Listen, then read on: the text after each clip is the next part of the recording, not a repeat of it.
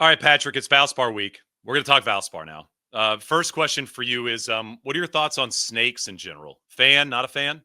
Out. Out, Completely 100%? out. Have you ever been on, I don't know, like Bourbon Street or something and Yes. had one too many drinks and had the snake guy come to you? You know those weird guys who are just walking around with snakes? Just like, Oh, get out of my face with that stuff. out No, on thank that? you.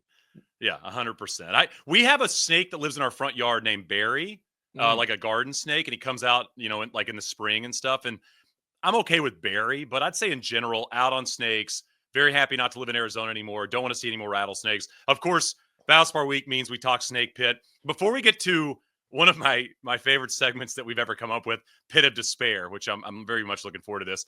Who are you most interested in terms of just watching them play this week at the Valspar? It's got to be Xander Schauffele, Yeah, right? same for me. I mean, this is probably his last start until the Masters. He was a late commitment to this field. It's going to be 3 weeks in a row now that he's testing that rib. He said he was on a pitch count, and he pretty much told his team, like, I'm playing so bad, I don't care about that pitch count. Yep. And that was on Friday. And then over the weekend, he goes, what was it, 81-77?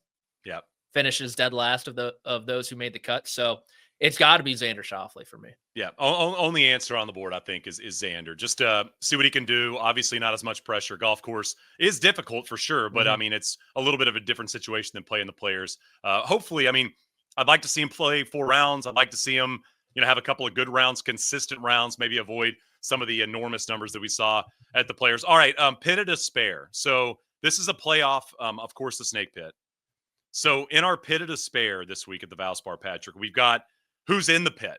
Like, who's just off the map right now with their golf game? Who's kind of climbing out of the pit, seeing some signs of positivity, and then who's just like enjoying the sun? Like, who's well outside of it, sunscreen's on the face, looking forward to the rest of the year. It's spring, it's about to be summer in a lot of places around the country. Not necessarily players in the field this week at the Valspar, by the way. This is just like professional golf in general. I'll let you start with like in the pit, man, like brutal right now. Yeah, he's in the gulag. He's trying to get some grub from whoever will. This boy's starving, Shane. Just getting nothing out of his game. It's in disarray. He is in the field, which I was surprised by because I kept on scrolling the odds and I couldn't find his name, but it's Viktor Hovland. Yep. His last 5 starts have been cut T22 at Pebble, cut. And the iron play actually doesn't look that bad, but man, everything else is just miserable for Viktor Hovland. If you had to guess what his data golf ranking is, what would you say? I mean, like in the 50s? 46. So Okay. I guess better than expected. But for someone who, I mean, even when he was bad last year, you have to realize this guy almost won the PGA. Yep.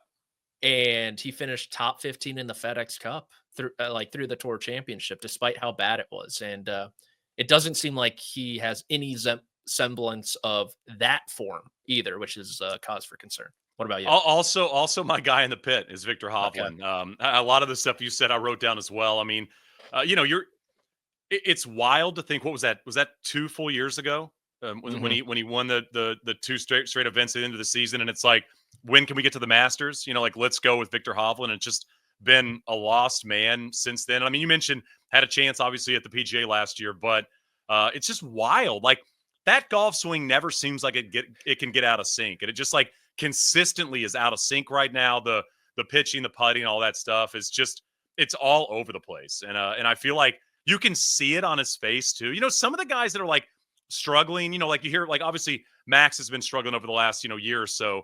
But like hearing Max talk about his golf game, you do hear hope in his voice, right? Yeah. And I feel like when you look or see Viktor on the golf course right now, it's like, head down. I don't want to be out here. This stinks. Like, why am I not one of the best in the world? And like, it just doesn't seem like it's getting any better for the guy, Yeah, it's an undergrad or it's a recent post grad who thought his 9 to 5 was going to be everything he imagined, and he's just stuck in a cubicle. Can't get out. Like I don't. There's not a bonus at this job. Like, what Yeah. are we doing here? This is Gray brutal. walls everywhere. I got to get a second screen. It's almost March Yeah. Madness. Yeah. All right, climbing out of the pit is a guy I had in my top 5, by the way, at the Masters, JT. Again, Okay. seeing some positivity from JT, seeing some signs of life with the golf swing. We've seen some decent putting rounds from JT over the last couple of months, which obviously has been a part of his game that has just been really, really bad the last couple of years. So I feel like JT is my guy that he might not be out of the pit, but like he's nearing the top of the ladder. Okay. Some simpatico here. Not where you think I'm going to be going, but the guy who JT beat in a playoff at Southern Hills, Will Zalatoris. Seen a lot of good signs out of Yep. him. Obviously, the finish on Saturday, not one of them, but this is a guy, he got to 11 under in the Players Championship, made that quadruple bogey there on 14, unfortunately. But Shane, this is someone who I've taken the wait and see approach following everything with his back. And there's some good, some bad last year, but the iron play this year is looking a lot like that Will Zalatoris we know. And he's a guy you always have to have circled, not only with major championships leading up, but with Augusta National in particular leading up with second, T6, and T9 in his 3 appearances. So he's climbing out for me. Yeah, the ball striking really up until 14. I mean, it was windy and it was gross, and he just like was hitting these absolute darts. And it seemed like the one guy that was not bothered by the conditions around Sawgrass. So I like Zalatoris. Yeah, don't put that up. It just makes me sad when you see it. The 8 at 14. That was this is like the I haven't played tournament golf in like a year.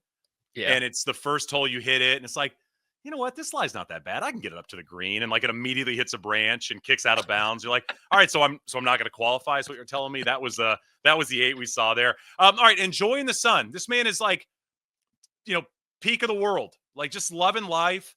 I got Sepp for mine. Oh, okay. I mean, I just feel like Sepp is just continuing to impress. Last 10 worldwide starts, a win, 5 top 11s, 8 top 20s, 1 miscut. Expecting him to be on the Ryder Cup team. I'd be surprised if he's not, but I just feel like Sepp is like the pit isn't even in his mind anymore. Like he didn't even know where the pit is. I love that one. I love all things Sepp. And I went with a fellow Georgia Bulldog, and I think the sun is even shining on him more after our Masters discussion. I'm talking the UV was 7, now it's 9. And he's bronzing out there. He's in Shane Bacon's top 5 power rankings for the Masters.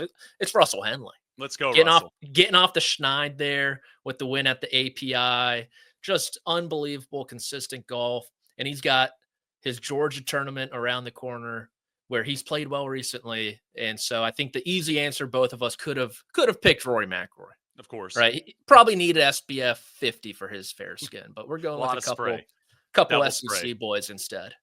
We'll see Sepp Russ final pairing Sunday at the Masters. You and I will be we'll be smiling our way to see how that plays out. All right. Last thing we do, can win, can't win. Which I mean, listen, this is just honest. We're throwing some names out there we think can win the golf tournament, and some that we don't think is going to win this week. And I'll roll first with my can win. I got Corey Connors. I think can definitely win this week. I got JT. Talked a lot about JT, I feel like, this week. I feel like he's on the list. And then there's a guy named Sam Burns that I feel like should probably be on the can win list at the Valspar. Okay. This is going to make for an interesting conversation shortly. I will do my can win also. It is the boy in the sun right now, Sepp Straka. Yep. I think he can definitely win. I think Will Zalatoris, again, I believe he can win. And then maybe a sneaky one coming off a really good start last week, Lucas Glover. I think he could win this week. Yeah, I like the Lucas pick a lot. I just feel like Lucas has just kind of been hanging around. Like I love how passionate he was on some of those putts coming down the stretch. Yes. Like he thought he could win the Players, which was like so cool to see. All right, can't win. And I'm assuming what you're saying is some of the people on my can win list are on your can't win list. Can't win. My first one is Xander. I just don't think Xander's winning this week. I'd love to see it. I think it'd be great. Somebody on my can't win list that you were just touting, Willie Z.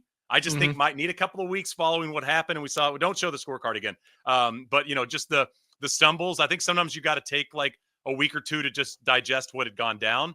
And then Adam Scott is on my can't win list with this week. I just feel like Adam Okay. Scott's a little lost right now. Feels Might need a personal. reset before the players, but before the Masters. But yeah, that's those are my three on the can't win list. Okay. Can't win. I'm glad that you went across the aisle first with the Willie Z barb. Can't win. I'm just looking at the odds board here. Tommy Fleetwood can't win. Coming off a brutal upset loss last night to New York Golf Club. He has to be reeling. Probably reeling. Yeah. I mean, I don't even know how he's gonna. I don't even know why. I can't believe he hadn't WD this week. Exactly. Sent out a tweet about it. Was definitely him and not his management. So Tommy Fleetwood can't win. I agree. Actually, I'm not going to agree with you there. I'm going to say Justin Thomas can't win. Okay. Can't win. I am concerned about his floor performances greatly right now, and especially in the state of Florida. It's low, man. Yeah. It's like well down into the basement when it's bad. And then lastly, can't win. Corey Connors. Just gut call. Can't win. Okay. So that leads into our actual picks because my pick is Corey Connors. So you and I are like really dueling out right now. That's my pick this week at the Valspar is Corey. Who's your pick? My pick's Sepp. I'm going with Straka. I think he gets number 2 of the year. I love that. I'd love to see it. Do you have a long shot pick? Like somebody well down the board? I've got a number of disgusting picks. Max McGreevy at 90. Okay. Playing some really good golf. I have one at 600 to 1, Shane.